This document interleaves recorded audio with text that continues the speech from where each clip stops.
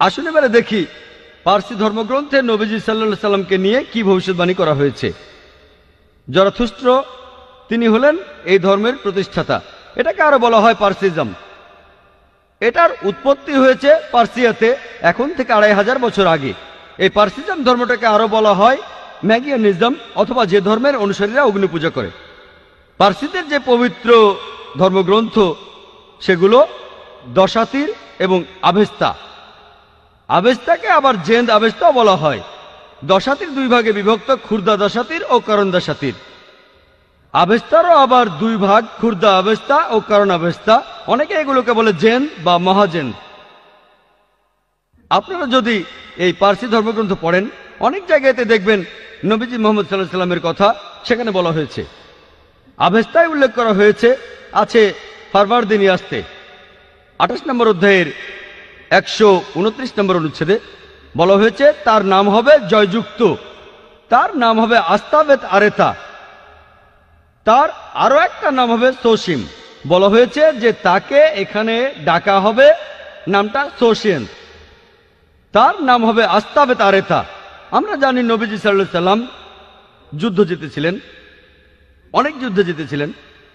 আর এখানে সোসিয়েন থাকবে। ইতিহাসের বিশ্বকোষের কথা অনুযায়ী শব্দটার অর্থ যে মানুষটা প্রশংসনীয়। এটার আরবি হলে সেটাই হবে মুহাম্মদ সাল্লাল্লাহু আলাইহি সাল্লাম। তাহলে পার্সি বিভিন্ন ধর্মগ্রন্থেও মুহাম্মদ সাল্লাল্লাহু আলাইহি সাল্লামের নাম উল্লেখ করা হয়েছে। এরপর বলা হয়েছে তিনি হবেন আস্তাবেত আরিতা। আস্তাবেত আরিতা অর্থাৎ যে ব্যক্তি প্রশংসা করে। এটা হলো নবীজি সাল্লাল্লাহু আলাইহি সাল্লামের আরেকটা নাম আহমদ। আহমদ শব্দটার অর্থ যে প্রশংসা করে। এরপর আরো আছে জেন্দাবেস্তার জামিয়াদি আসতে 16 নম্বর অধ্যায়ের 95 অনুচ্ছেদে যে তার বন্ধুরা চলে আসবে, অর্থাৎ আস্তাবেত আরিতার বন্ধুরা। তারা সেখানে শয়তানের বিরুদ্ধে যুদ্ধ করবে, তারা চিন্তা ভাবনা করবে, ভালো কথা বলবে, ভালো কাজ করবে, আর তাদের জিহ্বা কোনো মিথ্যা উচ্চারণ করবে না। এখানে নবীজির সাহাবীগণের কথা বলা হচ্ছে। এখানে তাকে বলা হয়েছে আস্তাবেত আরেতা, যার অর্থ যে প্রশংসা করে, মানে আহমদ সাল্লাল্লাহু আলাইহি সাল্লাম, যেটা নবীজির আরেকটা নাম। এখানে সাহাবীগণের কথা বলা হচ্ছে, অর্থাৎ নবীজির সহচরেরা।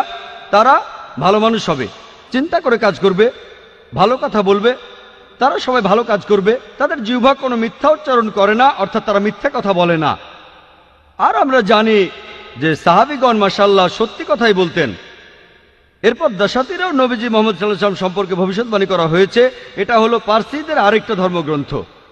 দশাতির মানে 10 আর তীর, অর্থাৎ যে বইটার 10টা অংশ আছে। এটা দস্তুর শব্দটার বহুবচন, আর দস্তুর মানে একটা ধর্মীয় আইন। তাহলে এই বইটাতে 10টা অংশ আছে আর ধর্মীয় আইন।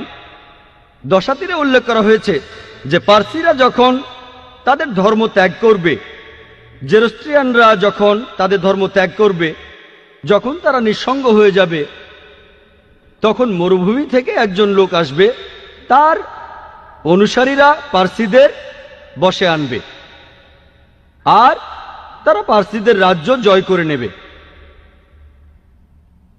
তারা মানুষ জাতির জন্য একটা অনুগ্রহ হবে।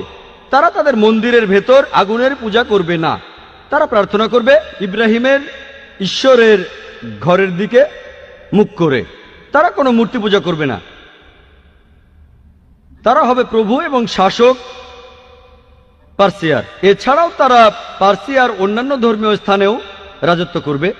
আর তাদের নবী তিনি খুব যুক্তিবাদী হবেন আর অলৌকিক কাজ করবেন। এই ভবিষ্যৎবাণী আর কারো কথা বলছে না, বলছে আমাদের নবীজি মুহাম্মদ সাল্লাল্লাহু আলাইহি সাল্লামের কথা।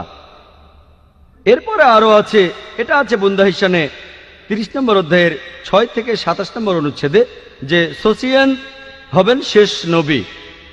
সোসিয়েন এটা নিয়ে আগে বলেছি। বিশ্বকোষের কথা অনুযায়ী এটার অর্থ হলো প্রশংসনীয়, অর্থাৎ মুহাম্মদ সাল্লাল্লাহু আলাইহি সাল্লাম। আর এখানে বলা হয়েছে যে নবীজি মুহাম্মদ সাল্লাল্লাহু আলাইহি সাল্লাম হবেন শেষ নবী। এটা হলো সংক্ষেপে পার্সি ধর্মগ্রন্থগুলোতে আমাদের নবীজির বর্ণনা।